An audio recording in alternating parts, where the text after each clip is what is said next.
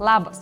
Ar žinai, kad Vilniaus arkivyskupijos teritorijoje yra net 97 parapijos, o daugiau negu 30 iš jų veikia karitai arba karitatyvinės tarnystės? Šiandien kviečiam susipažinti su 3 iš jų. Keliaukim kartu. Artumo programa veikia 10 parapijų. Čia savanoriai lanko vienišus senjorus. Jiems yra labai svarbi savanorių bendrystė ir artumas. Kartu jie leidžia laiką senjorų namuose, eina pasivaikščioti, keliauja į bažnyčią ar polikliniką. Viktorija ir Zofija dažniausiai bendrauja vaikščiodamos. Keliose Vilniaus parapijose galime rasti išklausymo tarnystės kambarį. Nurodytų laiku čia kiekvieno laukia savanoriai.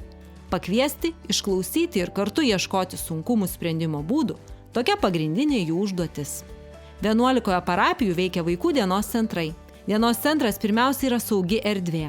Čia vaikai ruošia pamokas, piešia, kartu žaidžia, keliauja, mokosi socialinių įgūdžių. Visose 3 programuose ir ne tik gali savanoriauti ir tu. Visa informacija vilnius.caritas.lt.